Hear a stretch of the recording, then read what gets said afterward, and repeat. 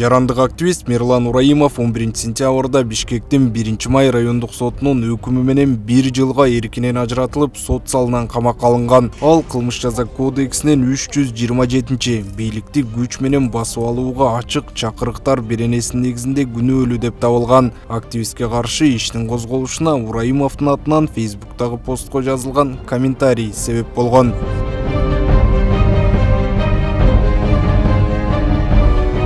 Дегенде Мирлан Ураимов деген ким? Мирлан Ураимов мекендештүү маалымат баракчасынын негиздөөчүсү, журналист жана активист катары белгилүү. 2020 жылы Бүтүн Кыргызстан партиясынан парламенттик шайлоого катышкан. 2021 жылы Ураимов өзгөндө кыргыз-өзбек чек арасындагы Кемпирабад суу сактагычынын жерин Өзбекстанга берүү тууралуу макулдашууга каршы нааразылык акцияларын уюштургандардын бири болгон. Ураимов быйыл 8 февралда кармалып, улуттук коопсуздук боюнча мамлекеттик комитеттин тергөө абагына 2 айга камалган. Кийинчерээк 9 мартта анын бөгөт чарасы өзгөртүлүп, абактан бошотулган. Ошондо Ураимовду элдин уулу эл менен деген ураам менен көпчүлүк тосуп алган.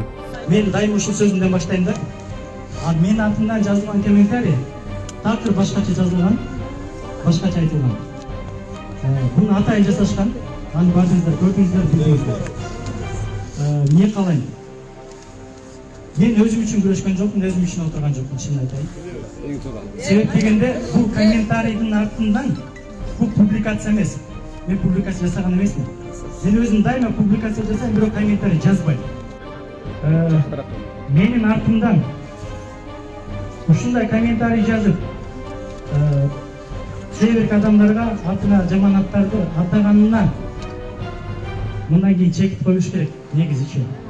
Активист Facebook'ка эч нерсе жазган эместигин ушул күнгө чейин айтып келет. Комментарий жазылган күнү Ураимовдун аккаунтуна башка бирөөлөр кирген. Facebook'тагы маалыматты Ураимов жарыялаганы боюнча дагы жетиштүү далилдер бар болчу дейт жактоочу. Бирок ал нерсе эч кимди кызыктырган эмес.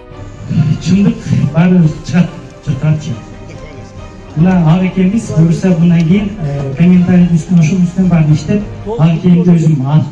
Мирлан Ураимов оппозициялык саясий көз карашы үчүн кармалганын анын жакындары, тарапташтары түшүнүп турушат. Деген менен өзү жазбаган комментарий үчүн камалып кетиш өлкөдө саясий куугунтук жок, сөз эркиндиги камсыздалган деген бийликтин сөзүнө дал келбегендей. Бул боюнча сиздин оюңуз кандай?